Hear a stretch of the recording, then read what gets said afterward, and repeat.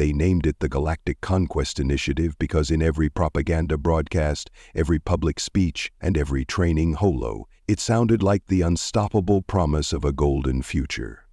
For centuries, the GCI had marched across systems unchallenged, annexing worlds for the glory of their sprawling empire. Victory after victory had shaped their reputation, and they boasted that not a single civilization had truly resisted their might for more than a few days. Their fleets were unmatched, their soldiers were the best armed and best trained in known space, and their chain of command was so rigidly efficient that even the faintest talk of rebellion was quickly snuffed out.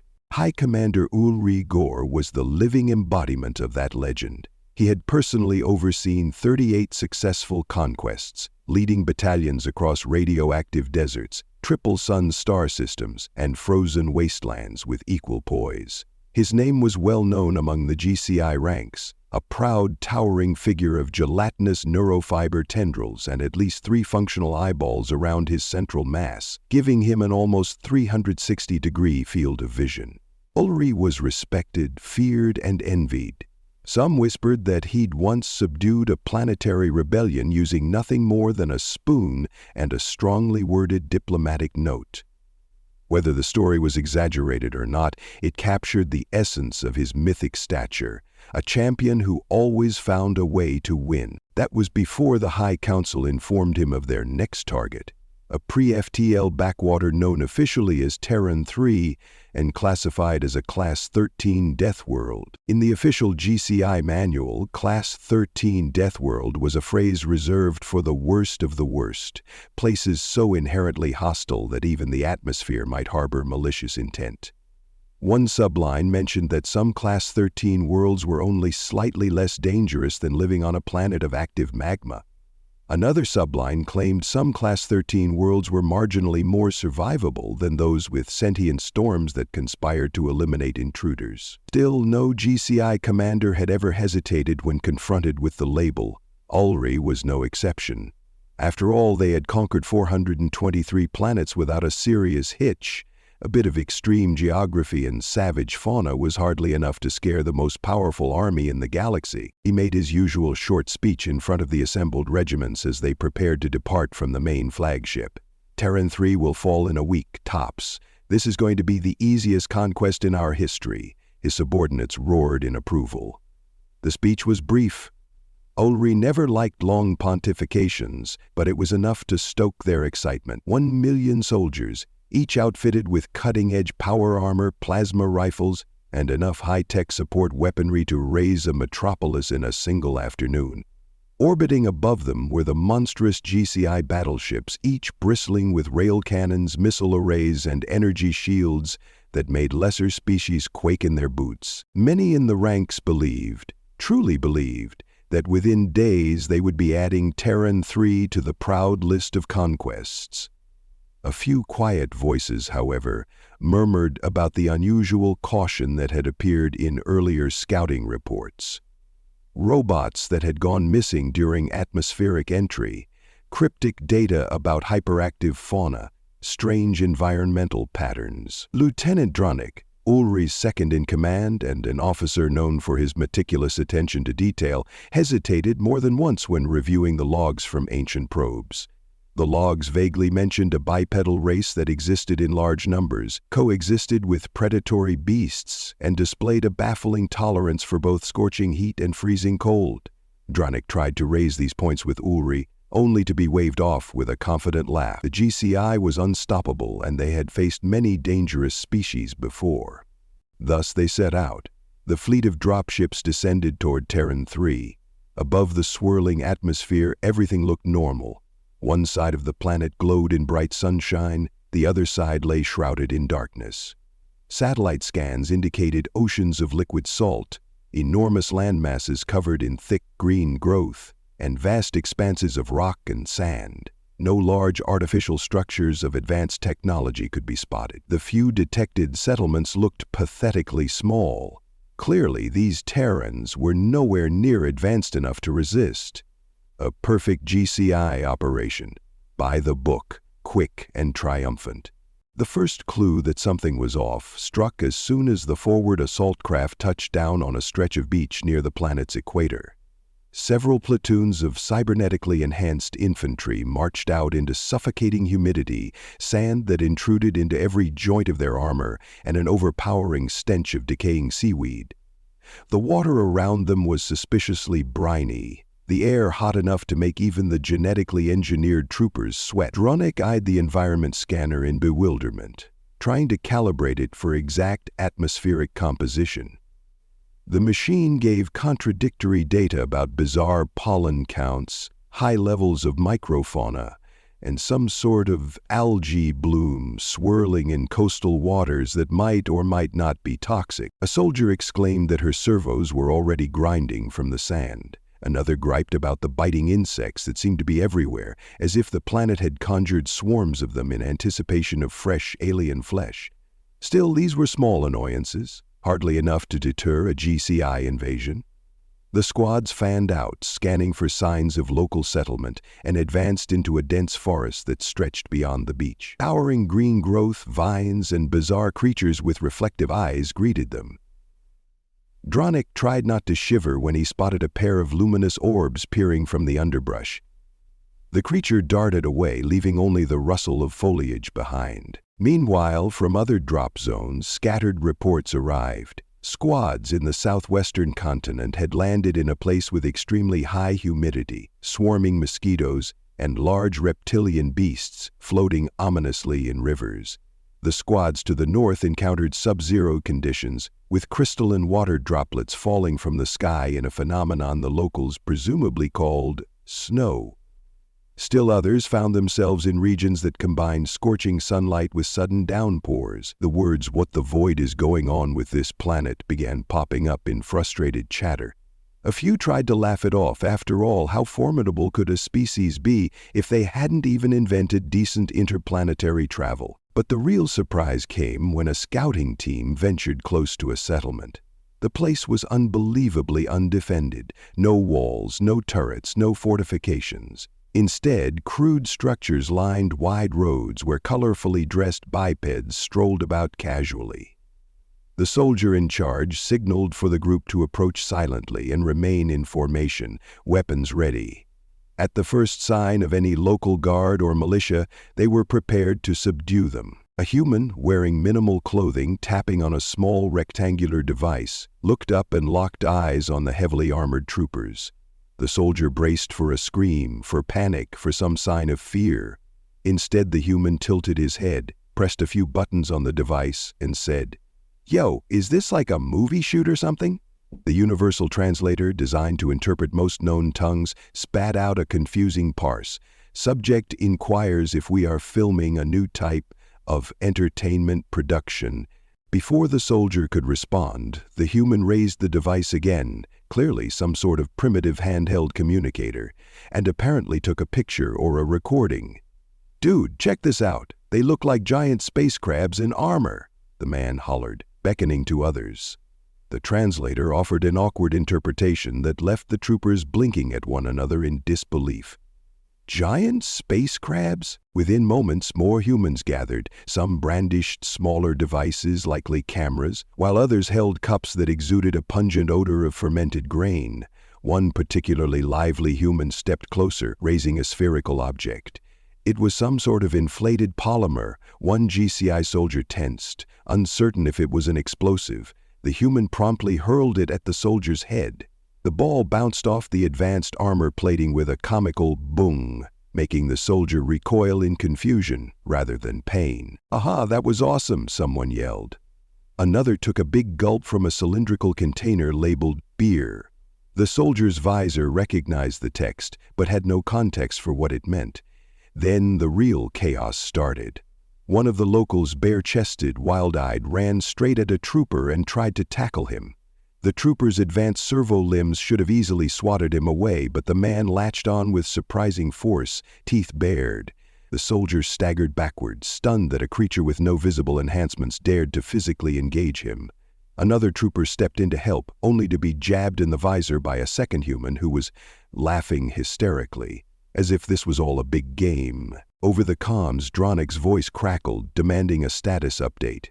The responding trooper spluttered something about, "They're not scared, they're coming at us." Then a can of sticky carbonated liquid struck another soldier's helmet, obscuring his vision with foam. A small elderly woman, apparently wearing simple cloth garments and carrying a flat piece of tough material identified as a sandal, smacked a trooper so hard that the entire formation reeled. Another swirl of madness erupted when a teenage human snuck up behind a pair of GCI soldiers and popped a small exploding sound device right at their feet, causing them to jump. The translator software struggled to interpret the swirling cacophony of shouting, laughter, and bizarre slang. Panic ignited. The well-trained troopers tried to regroup to present a unified front, but the humans' erratic moves and utter disregard for the threat of advanced weaponry left them disoriented. A soldier discharged a warning shot into the air, hoping to quell the assault. Instead, the boom seemed to energize the crowd, and a roar of "woo-hoo!" erupted as if this was entertainment. Over in the distance, a group of humans had discovered one of the GCI's assault vehicles, left momentarily unguarded. Without missing a beat, they climbed into it. The next thing the troopers knew, the stolen tank was rolling down the street at high speed, its turret lurching as a shirtless man bellowed something about "road trip," while brandishing a metal can in each hand. Similar chaos erupted across Terran 3. One squad, deployed in a region known as Brazil, encountered a massive flying creature that snatched their supplies, screamed a string of obscenities in near-perfect translator-rendered galactic common, and then took off cackling into the sky. Another squad in the southern hemisphere radioed back only half-coherent transmissions about enormous arachnids and horrifying laughter. Then they went silent. At first, High Commander Ulrigor was sure these were exaggerations. He had led countless campaigns against militarized species. This was just a planet of primitives who apparently had no advanced weaponry. He tried to rationalize that his soldiers must have made a series of embarrassing mistakes, or that perhaps the planet's environment was playing tricks on them. But as more reports poured in, describing how entire platoons were undone by simple, insane, or comedic tactics, humans biting, humans flinging furniture, humans throwing footwear, Ulri realized that everything was going very, very wrong. Within the first day, GCI estimates claimed 25% casualties, not from laser blasts or high-tech bombs, but from a combination of comedic misadventure and psychological shock. Some troopers slipped in puddles of spilled beer, others developed debilitating rashes from insect bites. Many lost their nerve entirely after repeated humiliations, being mugged by raccoons, swarmed by seagulls, or ridiculed by cackling teenagers who seemed to treat alien invaders like a novelty show. Dronik tracked down Ulri in a makeshift command post set up on a ridge near the coastline. Under normal circumstances, GCI would have built a fortified base within hours. Here, the construction mechs had been overrun by curious locals who tried turning them into mechanical rodeos. Dronik approached, trembling with a datapad in hand. He said through clenched mandibles, "Our forces are in disarray. We've lost contact with at least half our battalions. The climate is destroying our gear, the wildlife is ferocious, and these people won't stop mocking us. They're filming everything." Ulri peered at the swirling hologram of the planet's surface. Every region, every landing zone seemed to be blinking with an urgent distress call. "That can't be right," he growled.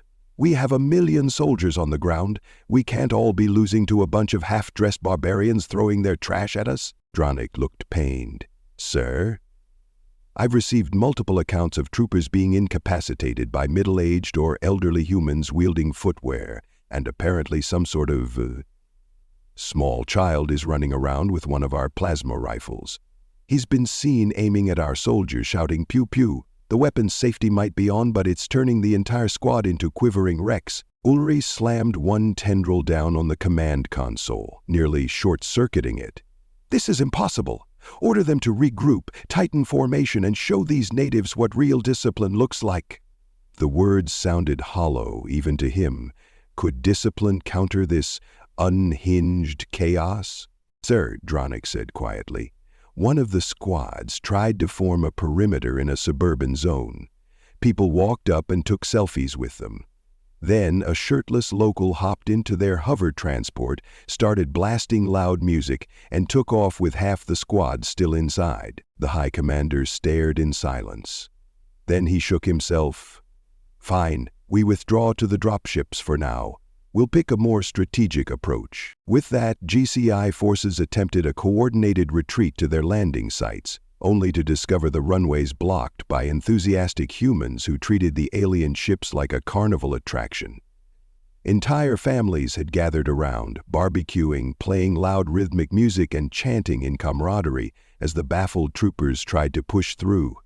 In some places, the aliens even offered food or drinks to the troopers. The translator picked up phrases like, "Lighten up, dudes," and "Have a burger, E.T.?" Confusion reigned.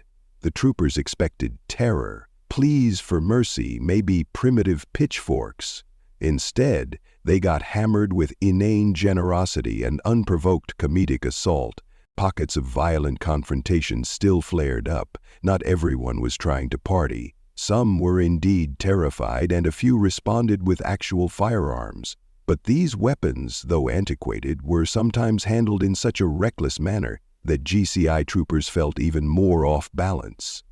The unpredictability of these humans overshadowed any potential technological gap. Dronik, after a harrowing escape from a horde of rowdy teenagers, rejoined Ulri near the battered hull of a dropship.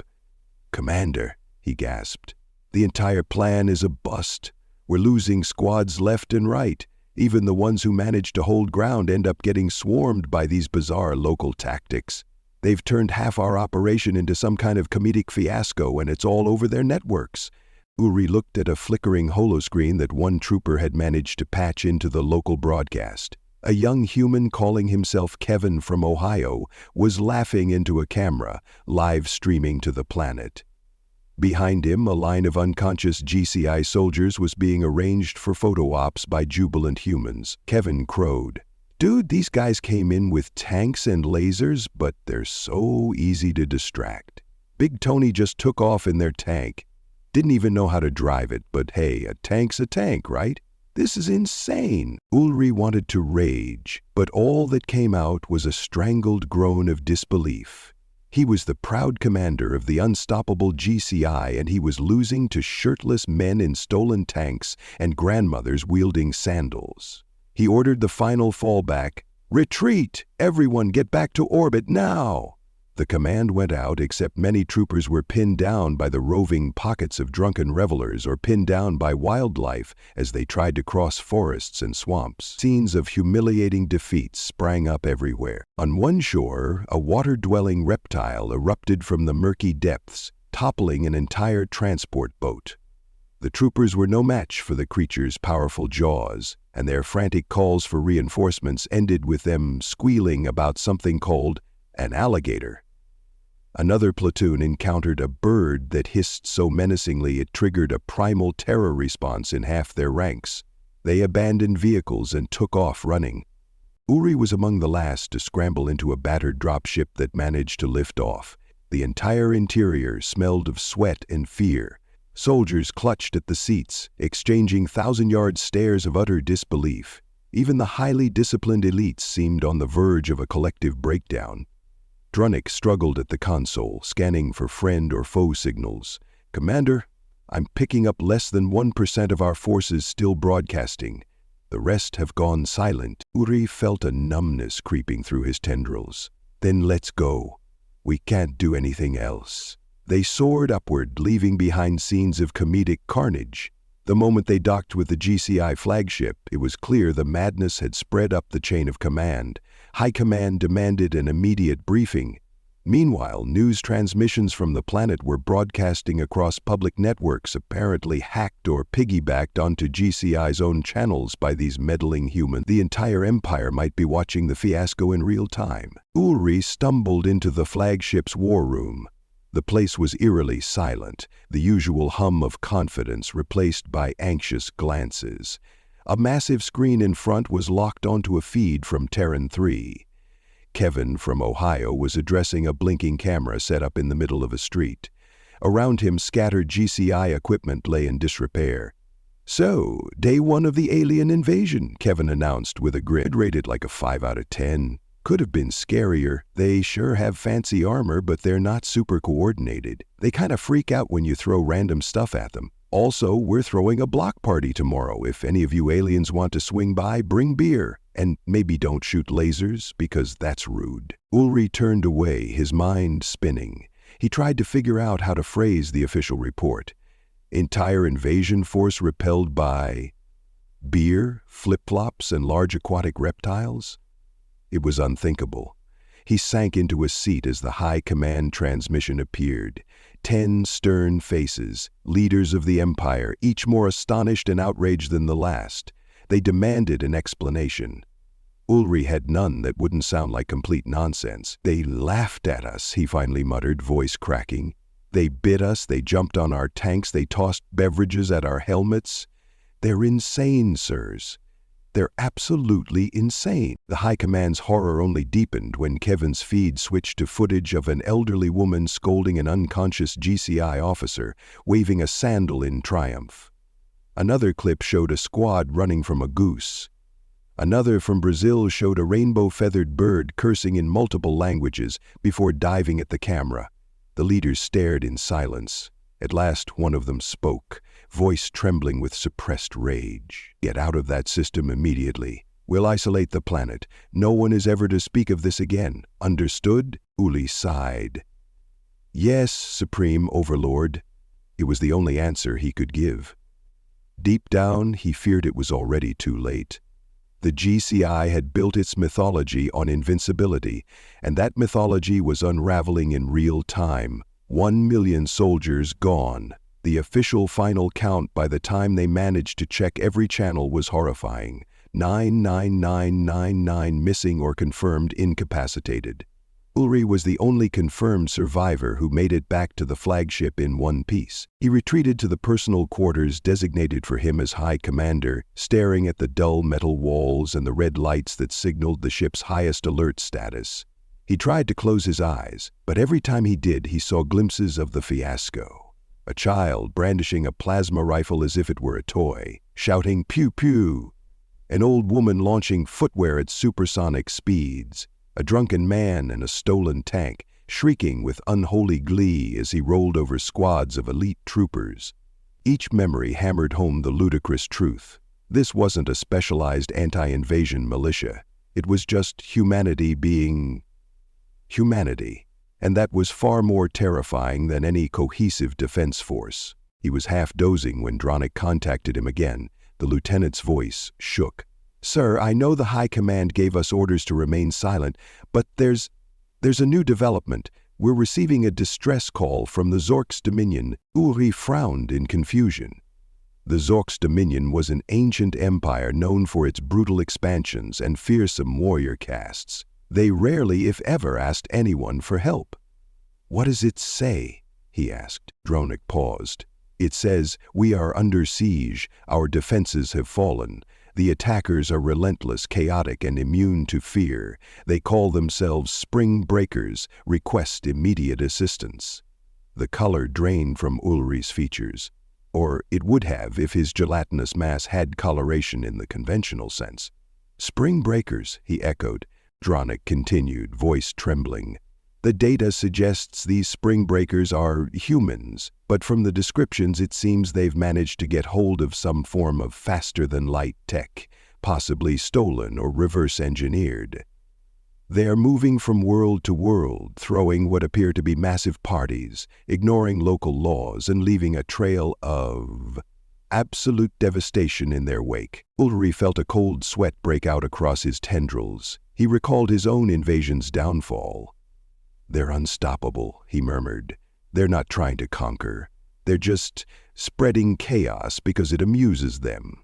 The Zork's Dominion's distress signal repeated, crackling with static, interspersed with the sounds of loud music, shouting, and what sounded like fireworks. The subtext was impossible to ignore. Humanity wasn't content staying on Terran 3. They were venturing into the stars, not in disciplined fleets but in a roving carnival of unstoppable lunacy. Ulrich realized with a sinking feeling that all the conventional war doctrines in the galaxy were useless against such unpredictability. High Command demanded an explanation for the Zork's Dominion's message, turning their wrath back onto Ulrich. "What did you do to provoke these humans?" one council member hissed, as though it were Ulrich's personal fault. "We tried to conquer them," he replied bitterly. "Apparently that was the biggest mistake we could have made." Over the next 2 days, the battered GCI flagship hung in orbit around Terran 3, quietly observing the planet with minimal scanning. Ulrich wrestled with his own fear and guilt, drafting and deleting multiple versions of his official account. Dronik kept a vigil on the communications array, searching for any sign that the humans might retaliate directly. But no large-scale attacks came. Instead, a steady stream of transmissions from the planet arrived, many of them directed specifically at the alien commander. Kevin from Ohio in particular was insistent. "Hey, Captain Goo Guy, we still got that barbecue going on this weekend. Don't be shy. I told you first round's on me." Another clip. "Bro, I know you're up there. We can see your big old spaceship. Come hang out. I promise not to let Grandma whack you again. Unless you're into that." With each mocking invitation, the dread within Ulrich deepened. The humans seemed unoffended that the GCI had tried to conquer them. They were instead bizarrely eager to befriend these incompetent invaders. It was almost worse than being destroyed. At least if the humans were on the warpath, GCI could anticipate some kind of conventional fight. But how could you fight a species that wanted to host you at a backyard party? Then came the final blow. A new broadcast popped up on every channel the GCI used, including internal secure lines. It showed Kevin standing in front of a grounded GCI transport. He waved cheerfully. "Oh, all you alien dudes in orbit, guess what? We reverse-engineered your transporter doohickeys. Big Tony and the boys are hooking them up to our ride. We call it the Star Skipper. The next time we see y'all, it might be on your turf, so you better have the burgers ready if you're not coming down here. Peace." Ulrich sank in his seat, pressing his trembling tendrils against his forehead. The entire command deck stared at the broadcast in numb horror. Dronik, who had been monitoring the feed, let out a ragged sigh. "Sir, we can't stop them from leaving their planet. All our ground forces are gone. The best we can do is run." So they ran. The GCI flagship activated its warp engines, fleeing the Terran system at maximum speed. They left behind only wreckage, lost illusions of dominance, and a million unanswered questions. The next hours were a blur of frantic calculations, navigation hazards, and emotional turmoil. Ulrich sat alone in a dimly lit chamber that served as a war room. His subordinates, demoralized and confused, gave him a wide berth. They had never seen him beaten like this. He had never imagined it himself. Once they were safely out of immediate range, High Command demanded a final meeting. 10 holographic figures glowered at Ulrich across the chamber. One, the Supreme Overlord, ground out each word. "We have just watched the Zork's Dominion crumble because of these spring breakers. Our intelligence suggests more systems are in disarray. We can't publicly admit we lost to them. Our empire's morale would shatter. Therefore, High Commander Ulrich Gore, we instruct you to seal all records of the Terran 3 fiasco. We will declare that the mission was called off due to a technical malfunction. You will speak of this to no one." Ulrich hesitated, then nodded. "Yes, Supreme Overlord." It was all he could do. Any protest risked execution, and yet a part of him wanted to scream from the rooftops, "We have to prepare for them. They're coming!" But he knew it was futile. The Council would never believe him until the day Earth's chaotic hordes arrived on their doorstep with coolers of cheap beer, fireworks, and unstoppable confidence. When the meeting ended, silence reigned. Dronik hovered by the door, his posture betraying the exhaustion that weighed on everyone. "Commander," he ventured softly, "what now?" Ulrich closed his eyes. He pictured the mania of that planet, the stolen tank, the grandmother with the lethal sandal, the child with the plasma rifle, Kevin's relentless invites to a barbecue. It all pulsed like a fever dream in his mind. "We pray," he said finally, "we pray they don't come looking for us, because if they do, I don't think we stand a chance." Over the following days, rumors circulated among the crew. Some claimed humans were already working with black market traders to upgrade their stolen GCI ships with advanced warp drives. Others said Kevin was uploading comedic videos to the data web, gaining fans across multiple star systems. Now, across the Empire, rebellious youth might see the humans as folk heroes, a species that humiliated the mighty GCI with nothing but their weird sense of fun and devil-may-care attitude. Ulri found it disturbingly plausible. He had seen the unstoppable bravado firsthand. He tried to sleep, but was plagued by nightmares. In them, he saw thousands of humans partying in the halls of the GCI's capital station. Beer cans and boomboxes replaced plasma rifles and siege engines. The crowd would swirl around him chanting, "Lighten up, dude, join the fun." Then a sandal would whistle through the air and he'd jolt awake, heart pounding, drenched in sweat. He realized he was more terrified of Earth's invitation than he'd ever been of any foe's weapon. That terror only grew when another transmission reached them, somehow bridging the secured quantum channels. The flickering image of Kevin greeted them once again. "What's up, Goo Commander?" Kevin said cheerily. "We're getting bored on Earth, so me and the boys are thinking of going on a little galaxy tour. Might pop by the Zork's Dominion, maybe that fancy empire of yours. Anyway, if y'all want to skip the formalities, we got a new invention called the Hyperspace Keg. It's basically a party in a subspace bubble, guaranteed to blow your mind. See you soon, homie." By the time that message ended, the entire command crew was in a state of near panic. The Supreme Overlord ordered all trade routes diverted away from Terran 3. Patrol ships were assigned to guard the fringes of the Empire. Secret directives were issued to keep watch for any human presence, as if the Empire were bracing for an unstoppable force.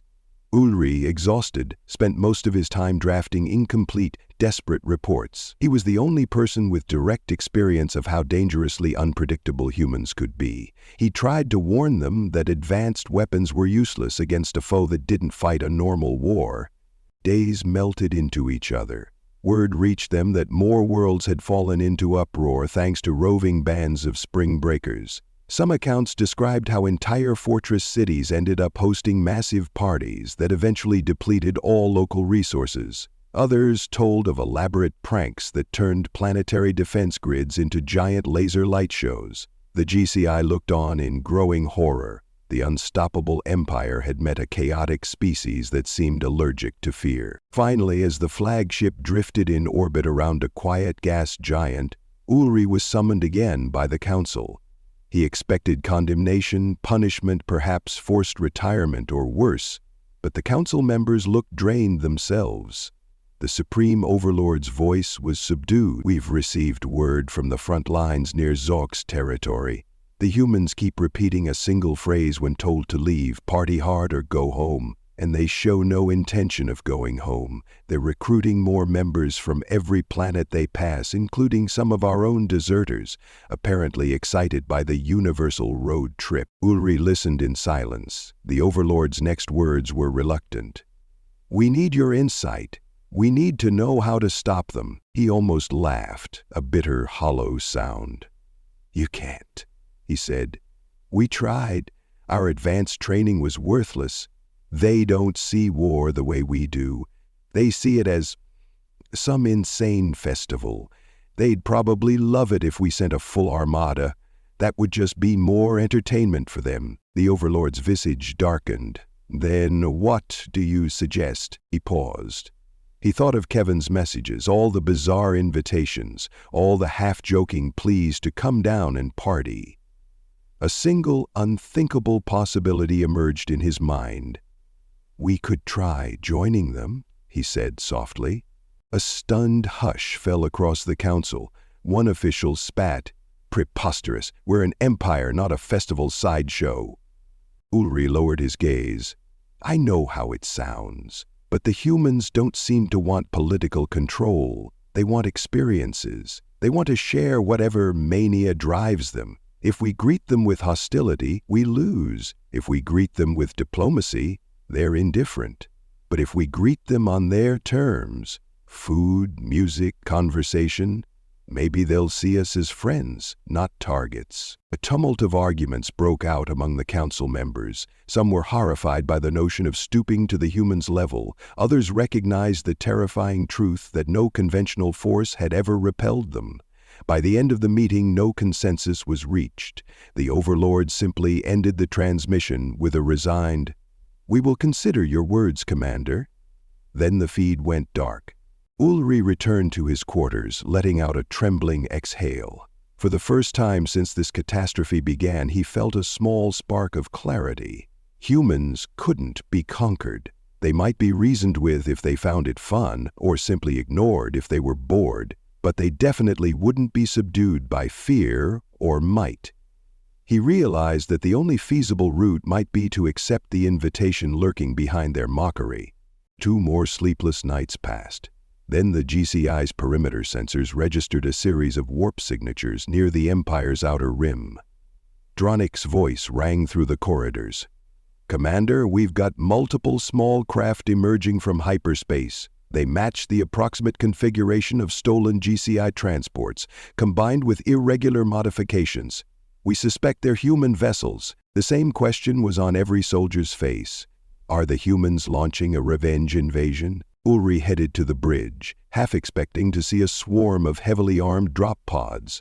Instead, the scanners displayed ragtag ships with hull paint in neon colors, blasts of music echoing through comm frequencies, and a haphazard formation that resembled a traveling circus. A transmission played. Kevin's voice was front and center. "Hey, Captain Gugai, you around? We're in your neighborhood, thought we'd swing by. We've got a case of beer that needs finishing. Your entire Empire's invited, no dress code required. We even picked up some Zorks dudes along the way, and they're actually pretty chill once you get them away from their warlords." The GCI High Command scrambled, alarm klaxons blared, defense batteries aimed at the incoming vessels, but no one pressed the firing button. Ulrich felt his stomach tighten. "Dronik," he said quietly, "patch me through. I need to do this." When Kevin's face appeared on the bridge's main screen, Ulrich was struck by how oddly friendly the human looked, his grin open and disarming. The memory of that same face leading an entire planet's comedic assault flooded back, but Ulrich steadied himself. "Kevin," Ulrich managed, "why are you here?" Kevin shrugged. "We got bored on Earth, man. Figured we'd see what else the galaxy has to offer. So far it's pretty sweet, but I gotta say, you guys and the Zorks folks are all so serious. Chill out, you know? We're not trying to kill anyone, though we will party hard, so if you're easily offended, maybe hide in your bunkers." Ulrich thought of the unstoppable fiasco that had brought GCI to its knees, the humiliations, the madness, and the laughter, and then the invitations that never stopped coming. Perhaps, he realized, this was always their ultimate tactic, an unstoppable wave of boisterous, irreverent fun, a brand of conquest that wasn't about territory but about saturating every corner of space with their unbridled spirit. He breathed out slowly. "Kevin, do you intend to force your way into our worlds? Because if you do, we can't." "Force? Nah," Kevin said, scratching his head. "We'll show up, see who's down to hang. If they chase us away with gunfire, that's their choice. But where's the fun in that? Look, man, half the people we've met so far ended up joining the party. Life's too short to be all gloom and doom, you feel me?" Across the bridge, officers stared at Ulrich, waiting for orders. The High Command's ultimate priority was the Empire's stability. Firing on these unarmed or lightly armed ships of rowdy humans might kill some, but the rest would scatter and probably come back with more comedic vengeance. On the other hand, inviting them in risked the entire Empire's social fabric unraveling as humanity's brand of carefree anarchy spread. Ulrich, worn down by every harrowing memory, finally spoke. "Kevin, if we allow you entry to one of our fringe stations, will you promise not to turn it into a war zone?" Kevin's grin was bright enough to light a starless vacuum. "Dude, if you're worried about war zones, you clearly haven't been to a legit music festival. Don't sweat the small stuff. Let's hang out." And so with a sense of surreal resignation, Ulrich gave the order to open a corridor for the humans. He could hardly believe the words leaving his mouth. But a part of him almost laughed at the sheer insanity. From unstoppable conqueror to reluctant host of an interstellar party, that was the new fate of the GCI, at least for now. No one was certain how it would all end, but as the human vessels drifted closer, bright lights flashing, music pumping through the open channels, Ulri found a bizarre glimmer of hope. Perhaps bridging these incomprehensible differences might lead to a strange form of coexistence. Or maybe it would end in the GCI's total collapse, undone not by conventional firepower, but by the unstoppable chaotic force of terrestrial exuberance. He had no illusions that there was a guaranteed peaceful outcome. He only knew that resisting these humans with standard warfare had failed spectacularly. As the docking clamps engaged, signals from Kevin's ship indicated the humans were ready to disembark. Ulri caught a reflection of himself in a polished console, a once proud commander, now an uneasy diplomat trembling at the thought of a party. He steeled his nerves. The pressure doors slid open. The first wave of humans stepped onto the GCI station deck with wide-eyed curiosity, lugging crates of questionable beverages, flickering neon decorations, and enough speakers to deafen half the crew. Kevin was at the forefront, offering an easy grin as he nodded at Ulri. "So, Captain Goo Guy, where can we set up the barbecue?" Ulri hesitated, then pointed down a corridor. "There's a large multi-purpose bay. It's not exactly meant for parties, but hey, we make it work," Kevin said, slapping Ulri's shoulder, or the closest approximation of a shoulder on Ulri's gelatinous form. The commander tried not to flinch. GCI soldiers looked on, some aghast, some too defeated to protest. And thus began the strangest day in GCI history. The day an empire on the brink of panic opened its gates to a pack of party-hungry humans. A carnival atmosphere soon spread through the docking bay. Music pulsed off metal walls. Terrified officers found themselves cornered by enthusiastic humans offering drinks. More bold men and women from Earth tested out the station's zero-gravity corners for weightless dance-offs. Confusion, amusement, and horror blended together as the GCI discovered that while these visitors might not be trying to conquer them in the traditional sense, they were overwhelming them with sheer, unfiltered energy. Ulri observed from a safe vantage point. In some corners, comedic scuffles broke out as GCI troopers tried to maintain discipline. A few humans ended up teaching the troopers how to live a little, an absurd notion that the Empire's strict hierarchy had never considered. One or two troopers ended up sampling the new beverages and grew dangerously tipsy. Dronic flitted about, trying to minimize disasters, but it was a losing battle. The humans only laughed harder when confronted with confusion.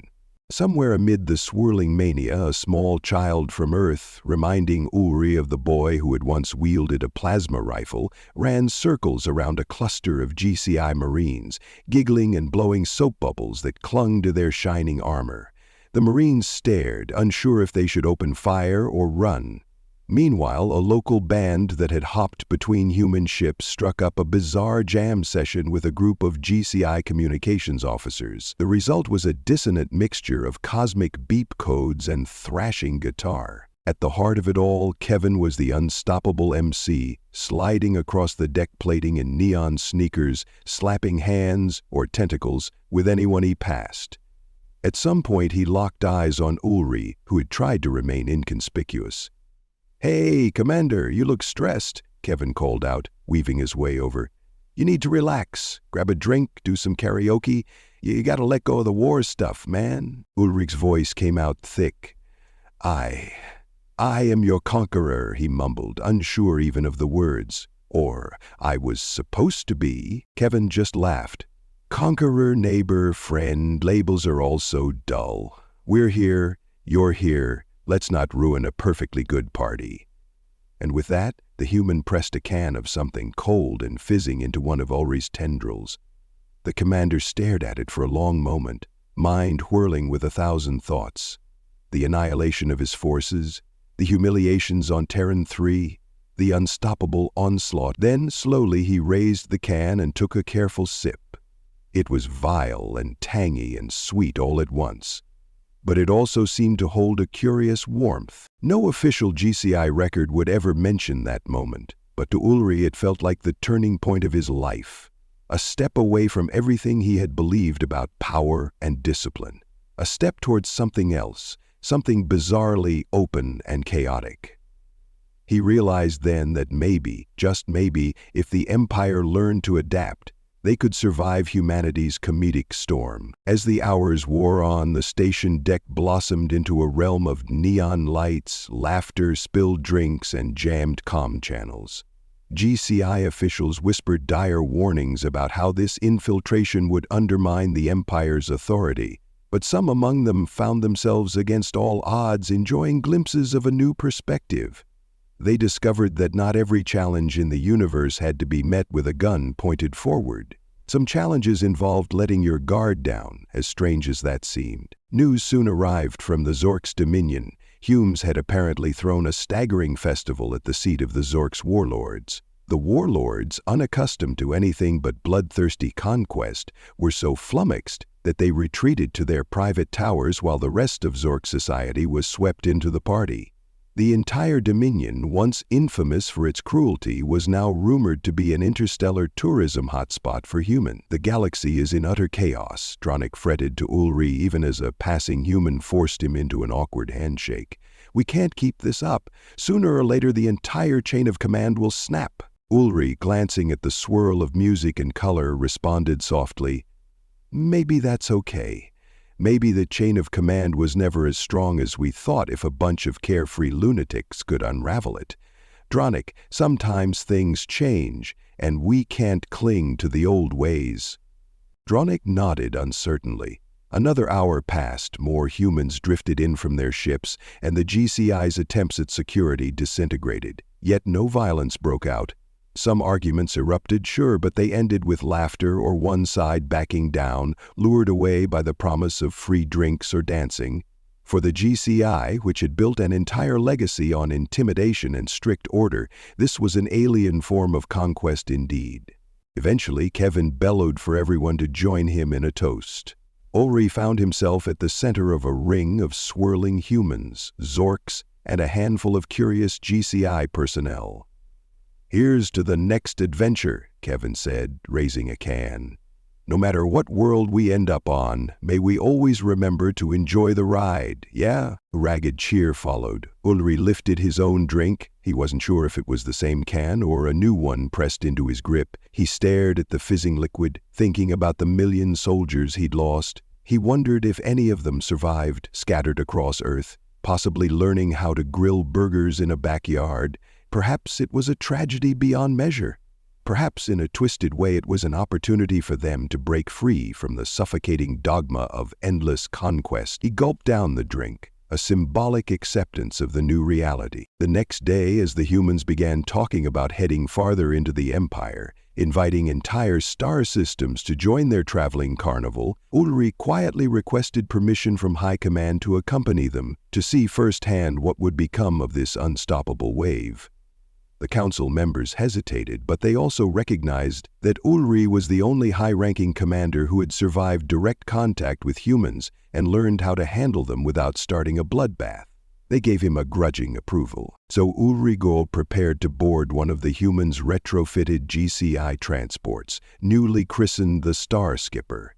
Dronick parted ways with a worried expression, unsure if he'd ever see Ulrich again. The station's crew lined up, half in horror, half in curiosity, as the High Commander, once an emblem of imperial might, stepped onto the gangplank with a group of boisterous humans. Kevin clapped him on the back. "Welcome to the real fun side of the galaxy, Commander." Ulrich managed a small, wry smile. "Just please, go easy on us." The ship's interior was plastered with random decorations, illuminated by swirling lights that reminded Ulrich of the planet-wide confusion back on Terran 3. The seat harnesses had been torn out, replaced with cushions and hammocks. The control console bristled with modifications that looked improvised at best, but the engine hummed with undeniable power, courtesy of GCI design. The moment the bay doors slid shut, the music clicked on, and the Star Skipper launched into hyperspace to the whoops and cheers of its passengers. In a distant corner of the craft, Ulrich tried to steady himself, reflecting on how quickly and wildly everything had changed. He had set out to add a new star to the Empire's roster, only to have his entire concept of conquest dismantled. Now he was willingly heading deeper into this madness. Would the humans eventually grow bored and turn destructive? Or would they keep bounding from star to star, converting entire civilizations into ragtag party zones? He didn't know, but he suspected that if the galaxy was going to survive them, it needed ambassadors who understood their chaos. Perhaps he could be one such ambassador. Through the swirling haze of laughter and neon lighting, Kevin drifted by, tossing Ulri a brand new can of something. "We're hitting the next star system in a few hours. Big Tony says the locals have a gorgeous ringed planet. Gotta see it for ourselves. Think they'll mind if we pop in?" Ulri gave a resigned shrug. "They'll mind," he said softly, "but they won't be able to stop you. Best we can do is greet them politely, then see if they're open to your unique brand of cultural exchange." Kevin winked. "That's the spirit, Captain Gugai." And so the Starskipper roared through the cosmic lanes, bearing the unstoppable force of Earth's audacious sense of fun. In its cramped, repurposed hull, High Commander Ulri Gore stood as the lone soldier who had survived the catastrophic fiasco on Terran 3. Now forging a path into a future where invasion had transformed into invitation and conquest had become one sprawling, unpredictable festival. It was a fate he never could have imagined in his proud days as a GCI champion, yet he couldn't deny a strange feeling blossoming inside him, the slightest hint of excitement at the unknown. If the galaxy was going to fall to this tidal wave of comedic anarchy, at least he might be there to witness it firsthand, perhaps guide it, and ensure it brought fewer casualties and more laughter than the bloodshed of old. He still carried scars from the failed invasion, emotional and physical. Memories of panicked troopers, monstrous spiders, rampaging reptiles, and unstoppable sandals. But oddly, the fear no longer consumed him. Instead, it reminded him that everything they thought they understood about power and conquest could be flipped on its head by a species that simply refused to be scared. In that sense, Ulri felt a strange admiration for the human's resilience, even if it was wrapped in reckless party mania. Maybe in time, the GCI and humankind would find common ground. Or maybe they wouldn't. Either way, the galaxy would never be the same. And thus the saga continued, unwinding in hyperspace corridors, on alien beaches, in stations that once bristled with weaponry now forced to learn new rules. They had sent an army to a Class 13 Deathworld expecting to crush it in days. Instead, only one soldier truly returned, and he returned not as a victor, but as a reluctant witness to the unstoppable wave of Terran chaos. The future stretched before him like a cosmic kaleidoscope of possibility and confusion. The humans would keep partying. The GCI would keep pretending it had control, and somewhere in the middle of it all, High Commander Ulri Gore would do his best to make sense of the strangest, wildest turn his once invincible empire had ever faced. He stared into the swirling lights of the Starskipper's main cabin, vaguely aware that in the corner, someone was setting up a new game that involved tossing metal discs into a bucket. Another group was comparing tattoos that read, "Conquer the universe one party at a time." Kevin had just declared that the next planetary system on the route was rumored to have pink deserts and floating rock formations. Perfect photo ops. There'd be an improvised rave, a chance to broadcast more comedic segments to billions of watchers across the empire, and probably new recruits from the local population if they were open-minded. In this new reality, that was simply how things went. No elaborate strategy sessions, no stern war councils, just an unrelenting spree of cosmic bar crawls. The unstoppable GCI war machine, ironically, found itself powerless against the unstoppable human desire to celebrate. Perhaps that was the moral of it all. The greatest power in the universe wasn't fear or might or technology, it was the ability to find joy in the face of danger, to turn invasion into an invitation, and weaponize laughter in ways no one had anticipated. Ulri sighed, bracing as the ship's warp engines hummed louder, heralding a transition to normal space. One more planet, one more attempt at establishing some sort of communication, or chaos, or both. His new journey was only beginning, but he already sensed it would be the most important one he'd ever undertake, because the galaxy was changing under humanity's restless influence, and if the GCI couldn't adapt, it would be left behind, an outdated relic overshadowed by the unstoppable phenomenon of humans on the loose. He felt the vessel shudder. A swirl of color illuminated the windows as they dropped from hyperspace. Kevin whooped in delight. Dronic, somewhere far away in the Empire, was likely biting his nails in dread. The Overlord and the Council might still be in denial, but Ulri was here, seeing it happen with his own eyes. As the pink deserts of a new world loomed below, the party on the Starskipper kicked into high gear, and he, High Commander Ulri, took one more careful sip of the vile, sweet beverage in his tendrils, trying his best to brace for whatever new absurdity the humans would unleash. Then Kevin leaned over, sporting that ever-present grin, and said, "Hey, Captain Gugai, after this planet, we're thinking of heading deeper into your empire. You mind giving us a guided tour?" Ulri allowed himself a small, rueful smile. "Sure," he managed, "but I can't promise the rest of the empire will be as welcoming." Kevin shrugged, unbothered as ever. "That's okay. We like a challenge." And with that, the Starskipper's landing thrusters fired, and the unstoppable, improbable journey continued, forging the strangest alliance, or perhaps the strangest confrontation, this galaxy had ever seen.